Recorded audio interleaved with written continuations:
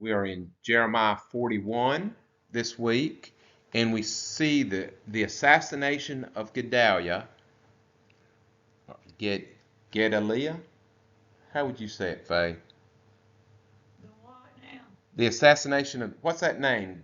Gedalia or Gedalia?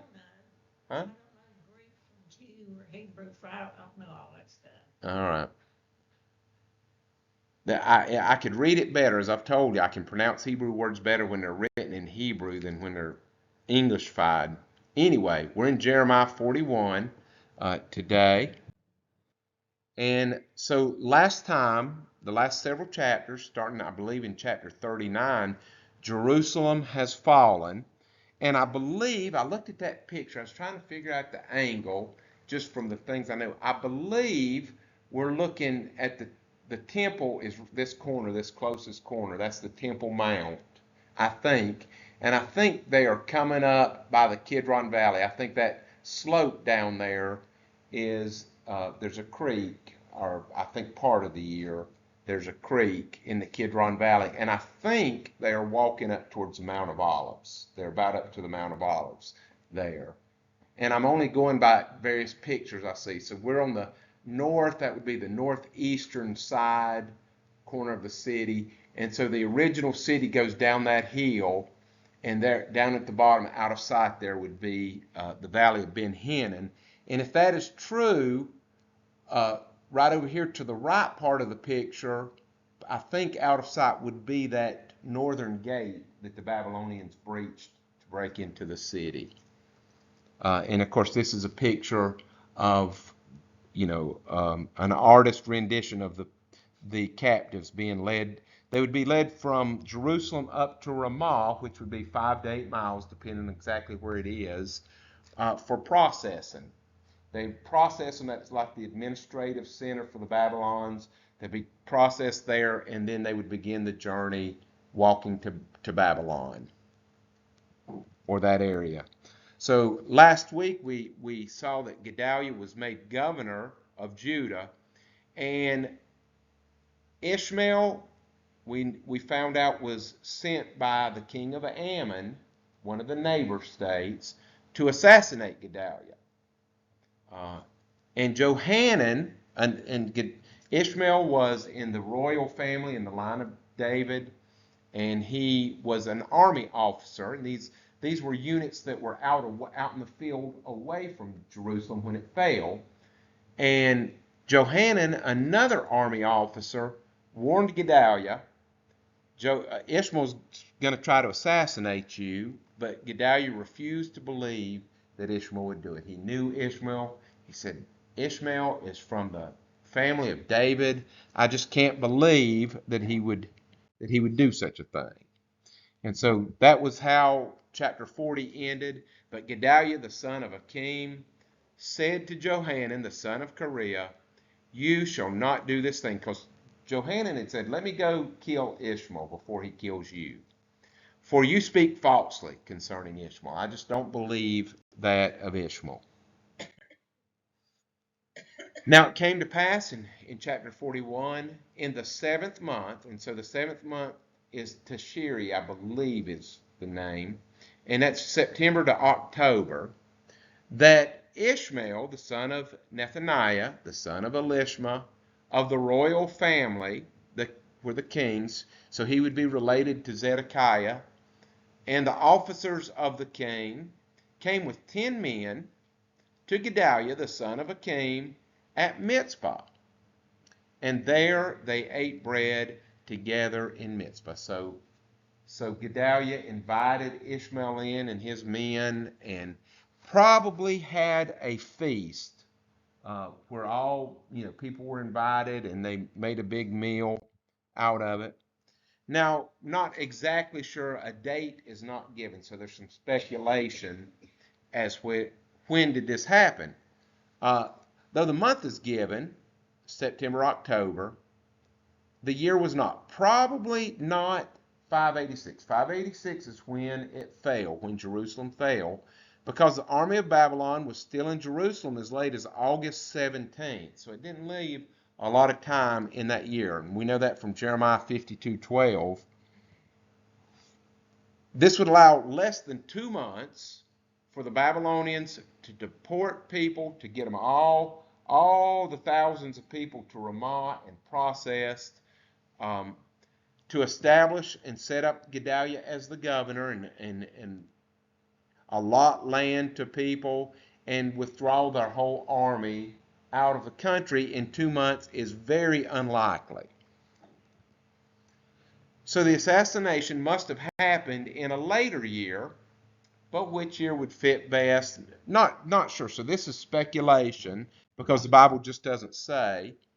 And the commentator that I was reading suggests there is a fourth deportation that is covered in somewhere in Jeremiah, I think, in 583 to 582. So about 4 years later, the last deportation where they come and get some more. And I believe I have that scripture. Yes, from Jeremiah 52:30, in Nebuchadnezzar's 23rd year as king of Babylon, he sent Nebuzaradan, the captain of the guard, who took 745 more prisoners, a total of 4,600 captives in all. And so we're missing some things here, but this final sweep collected 4,600 more prisoners. And that we know that the 23rd year Nebuchadnezzar is about 583, 582. That is the fourth and last deportation. So just a quick review of those. The first deportation was when Daniel, Shadrach, Meshach, and Abednego were taken. They just selected the very sharpest people because they could take them and put them to work in Babylon. Then the second deportation was, let's see, Necho had put in, no, so we had Jehoiakim. Yes, Jehoiakim was king for 11 years, and he stopped paying tribute to Nebuchadnezzar. And so in 597 BC, Nebuchadnezzar came and laid siege, came in, stole some stuff from the temple, but did not destroy everything. 597. So 11 years prior. And he put in Jehoiachin, who was Jehoiakim's son. We know him as Jeconiah. And he was king for 3 months, and then Nebuchadnezzar took him to Babylon. And that's very important because it is Jeconiah who was the line of descendancy. So the line of David goes through Jeconiah. So he was an ancestor of Jesus. So very important that he went to Babylon. He is in jail in Babylon for 37 years. And then they bring him out and give him his freedom. And he eats at the king's table after that, and it has a place of honor. And that's important for the Messiah. That was the second deportation. Then the 586, when Jerusalem falls, that is the big deportation. And they take everybody but the poorest people. And as we see some of these army units that were out in the field. And then the 582 deportation, the last one, is when they came and collected everybody. Now, why would they do that? It doesn't make really good sense for them to come back because one reason they left the poor there was to work the vineyards so they could come and collect tribute from them, collect taxes. Why would he do that? The likely answer, a possibility, would be to restore order after the assassination of a governor. So it makes sense that what we're going to read about today happens 4 years later after the thing, though it does not say. The assassination of the government, and there was a small contingent of Babylonian troops left there too, to kind of watch how things are going and report back, I'm sure. And they're killed also. So if these events are related, then the 7th month of Gedaliah's murder began October 4th, 583 BC.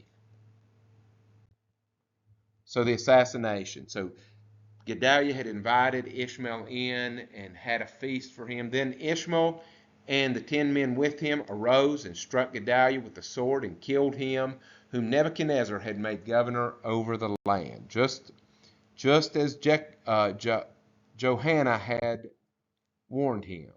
Not just Gedalia, Ishmael also struck down all the Jews who were with him, that is, with Gedalia at Mitzpah. So that, and likely here it's not talking about every single person, but it's talking about in the city, it's talking about the people that were at the feast.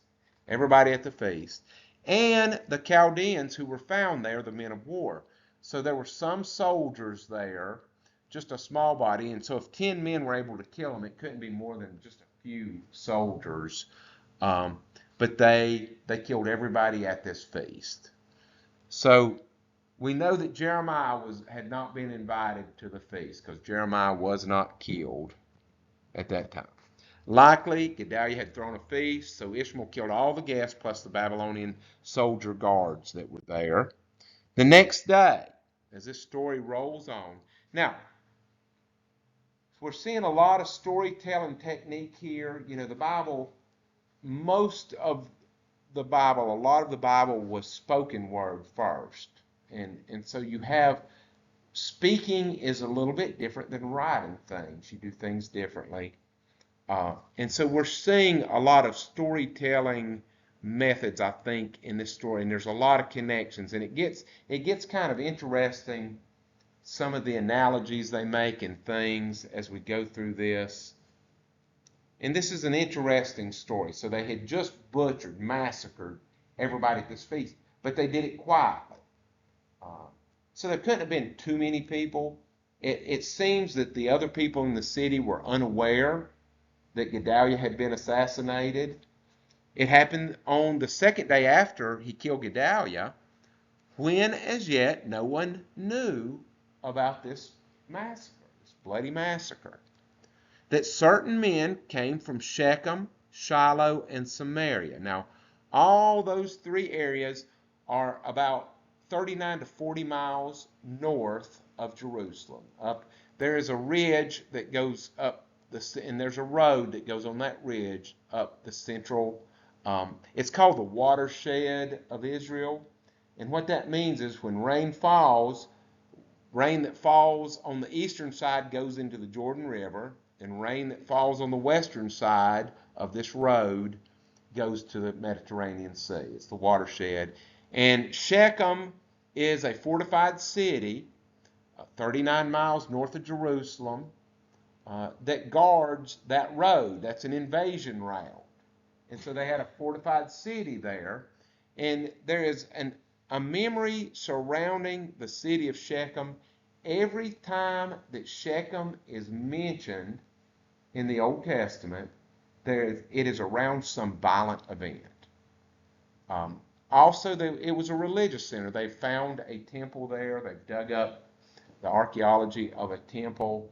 And so it's noted as a religious center and a place of violence. Shiloh is where the tabernacle stood for the longest time, kind of in between, during the period of the judges. Shiloh is where the tabernacle was located.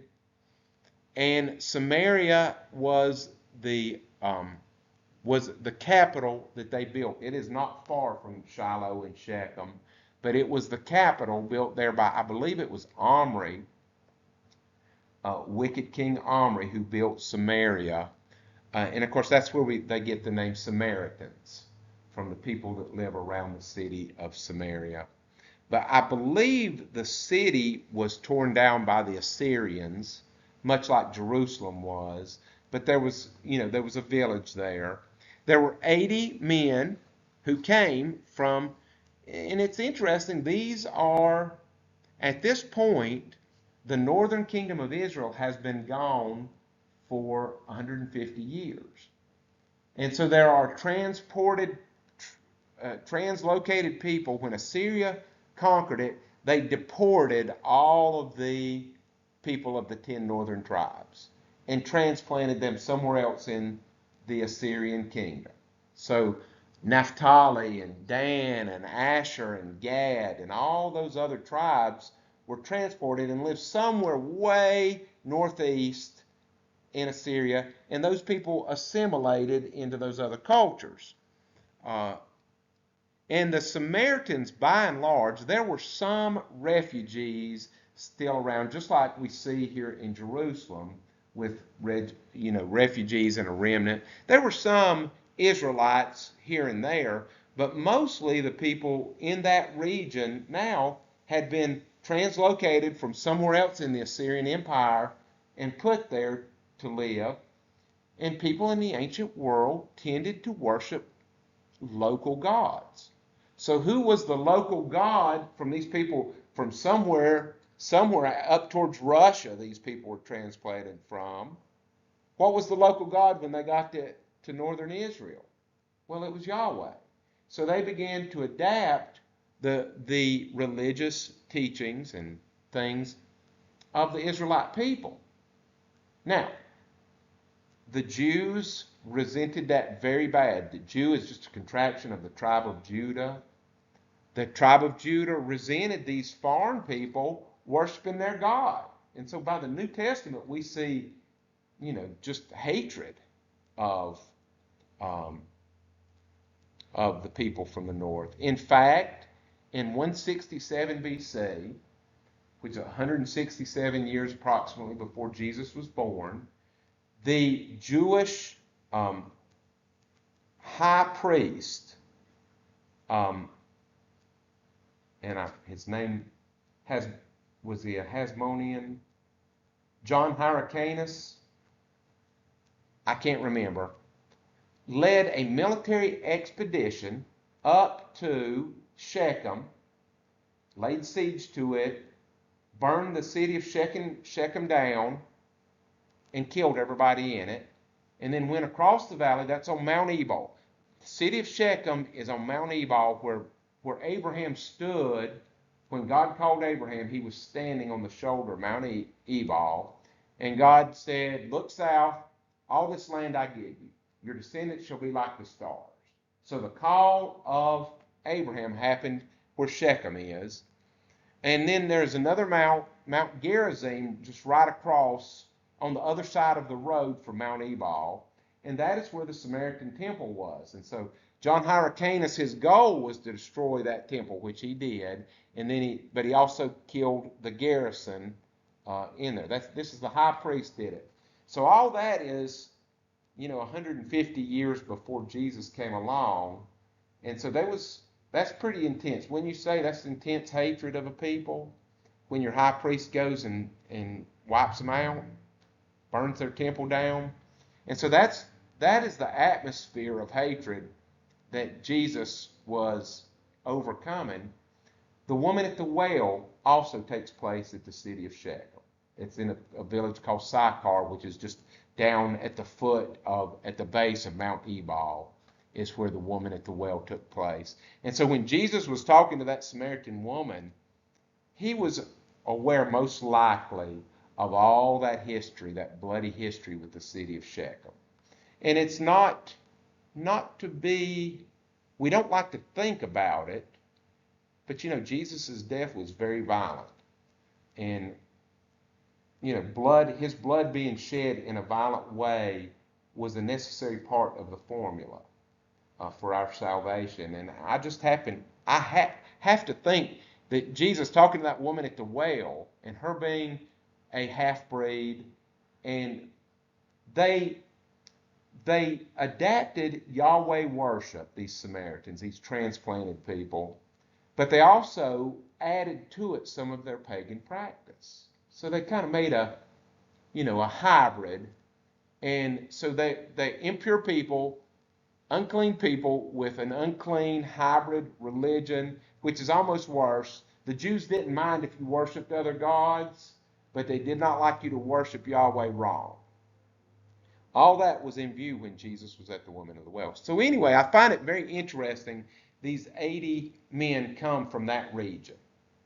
As we go towards the New Testament, and we know how they feel about the Samaritans in the New Testament, you would call these 80 men Samaritans. But they were coming for it to be in this month of Tishri. There are 4 festivals: Passover, Shavuot, the Feast of Booths, and I believe Yom Kippur happen in this month. And so they're going to Jerusalem, even though it's been torn down, to celebrate the feast and to mourn the temple being torn down, because they have their beards shaved, their clothes torn, they've cut themselves, and they have offerings and incense in hand to bring them to the house of Yahweh, to bring them to the temple, or where the temple was. And so there's a lot going on here. There's a lot going on here. And they come by Mitzpah, which is the administrative center for the region. And we don't know exactly where Mitzpah is. It's, from what I read last week, it is somewhere between 3 and 8 miles, kind of north to northeast of Jerusalem.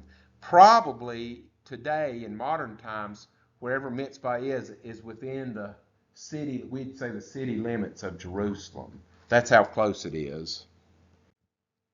So a couple notes.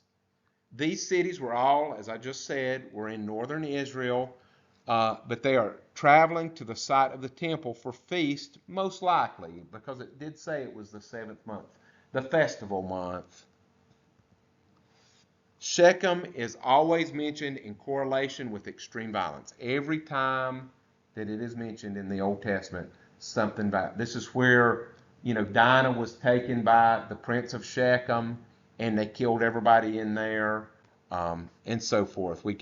There's always violence, and this story we're in is no exception. This is a rather gruesome story here.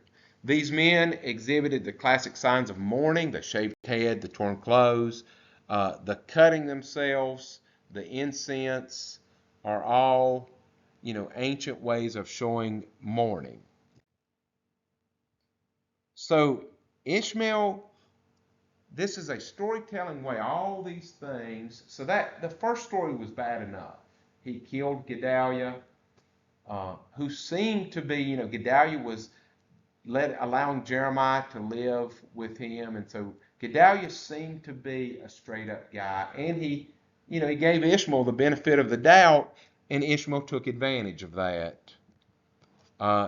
So I'll just go ahead and tell you, you're supposed to not like Ishmael. If you're finding Ishmael to be kind of a cool guy, you are pitting yourself against the biblical text.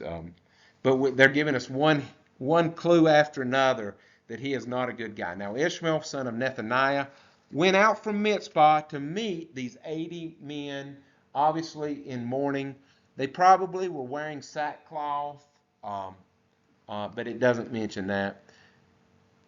He was weeping as he went along, as if he was mourning also. And it happened as he met them that he said to them, "Come to Gedalia, the son of a king," knowing full well that he had viciously murdered him.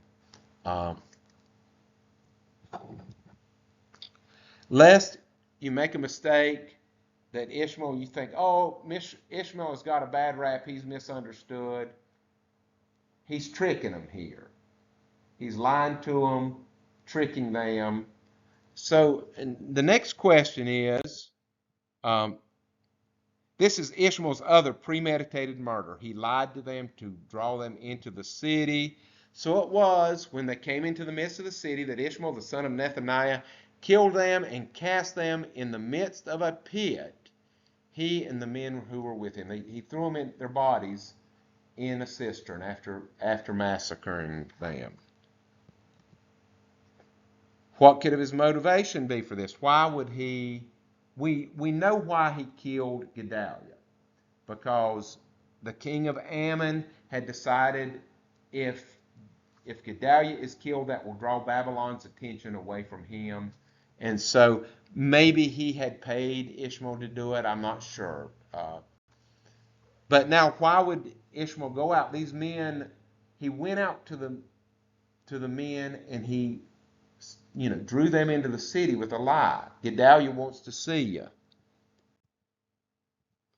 Well, it says, and there's a clue here within this.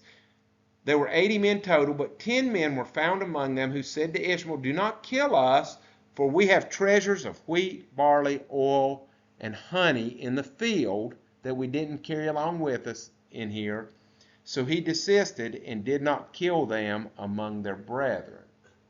So very clearly, I think Ishmael is getting ready to run, and he saw in these 80 men, because you have to carry your food with you. There are no McDonald's back in that day to stop at, and no Quickie Marts. And so he wanted their supplies as he made his run to Ammon. He was killing these men to take their food stores and stuff. And so, just in case you had rehabilitated Ishmael in your mind, the author wanted you to know that he's not even killing them for a really good reason. He's just, right now, he's in a savage rage. He wants to take their supplies. And so these men were able to talk him out of killing them by offering him some supplies. Now, it is interesting. It gives us a little history of this cistern that he throws the men's bodies into. And so, well, let's look at it, and then you might ask, why do we get this little bit of nugget of history? And now the pit into which Ishmael had cast all the dead bodies, and I've got a picture there that's not necessarily the pit. That is a cistern made into the wall. I believe that one is in Jerusalem. But in these semi-arid places, they would have cisterns throughout a fort to hold water in case of times of siege. And so it would look something like that, most likely in the wall of the city. And we have a little historical note. Now the pit, which Ishmael had cast all the dead bodies whom he had slain because of Gedalia, was the same one that King Asa had made. Now this is 300 years earlier, and Asa was considered one of the good kings. There were not very many, even in Judah, but Asa is considered one of the good kings of Judah, had made for fear of Baasha. Baasha is, they were awful wicked in the kings of the north. He was considered one of the worst ones. Had made for fear of Baasha, king of Israel. Ishmael, son of Nethiah, filled it with the slain bodies, which is a gruesome thing. Why are we told that? Why would we be told? Why would we be given that little bit of history? Well, I asked the same question. I looked back and I found the scripture that it was talking about back in 1 Kings, talking about the building of the fortifications in Mitzvah. So going back to the time when Asa would have built, 300 years earlier, when Asa would have built this cistern. So let's look at that scripture and see if we can get some clues. There was a constant war between Asa of Judah and Baasha of Israel. Even though they were both Israelites, they were at constant war. Baasha invaded Judah and fortified where? Ramah. Okay, have we heard the name Ramah? Yes, that's what the Babylonian, you remember, and they're not, archaeologists are not sure which hilltop fort was Mitzvah and which one was Ramah. So we've kind of lost that.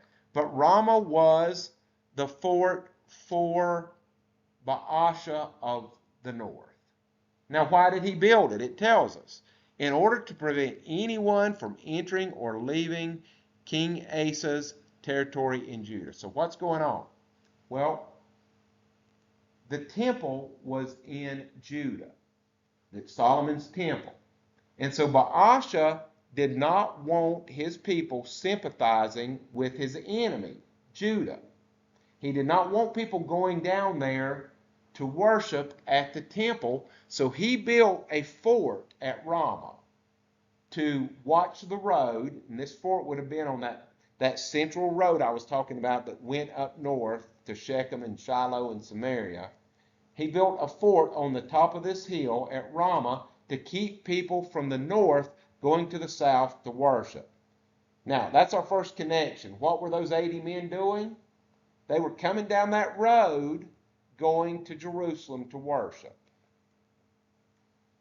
What the 80 men did. So Asa responded by removing all the silver and gold left in the treasuries of the temple and the royal palace.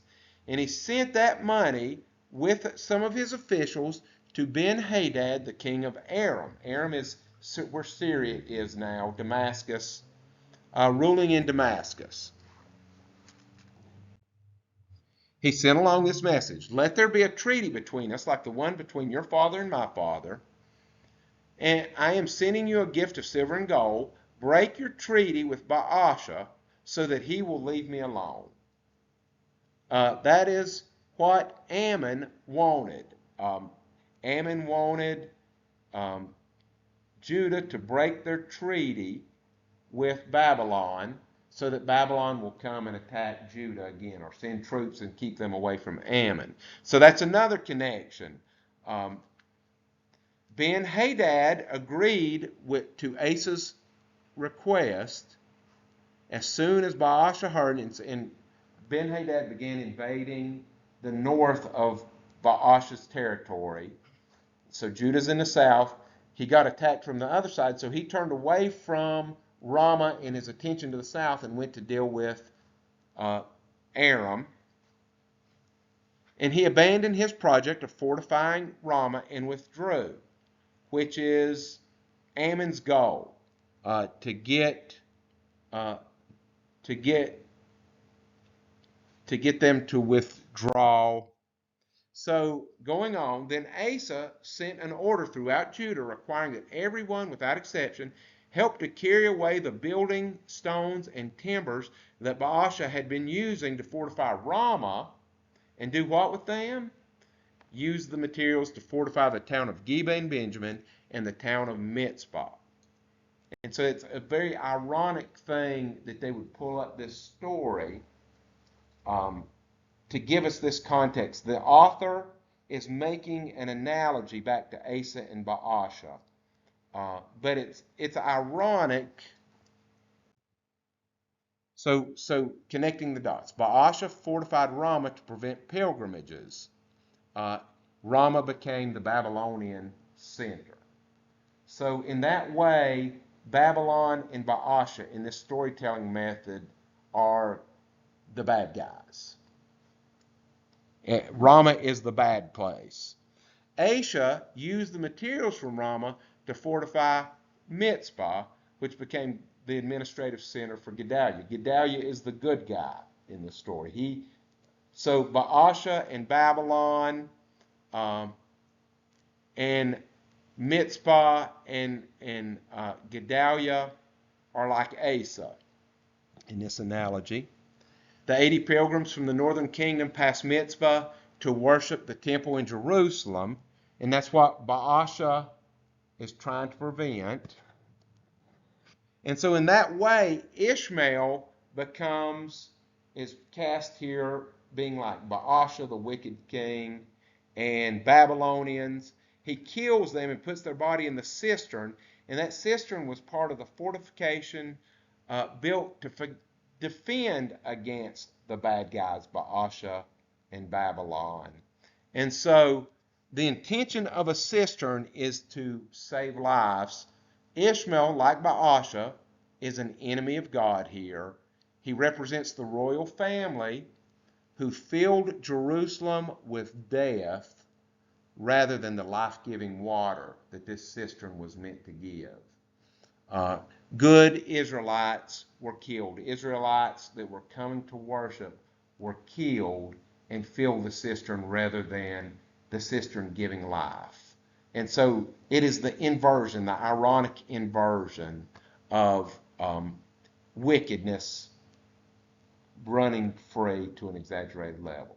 And so all that is depth that one little verse has inserted into this story. John?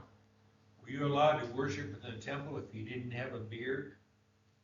I do not know. I don't know. I know there are different parts of the temple that people are allowed access to. You know, there's the court of Gentiles and so forth. And so I imagine that there were places that a person could go and probably purchase, a pigeon or something and have it sacrificed or something. I imagine that anybody could.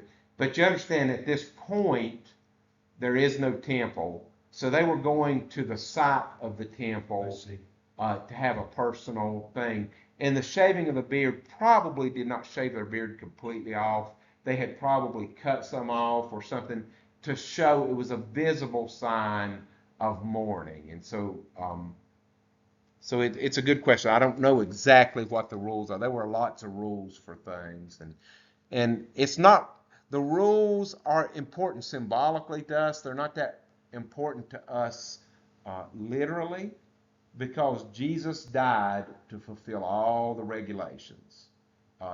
In his righteousness, he fulfilled the law, and so we really got it a lot easier than the ancient Israelites had it. We don't have to keep track of 613 rules each day. We have to do our best to make every action captive to the will of God. So Thank you.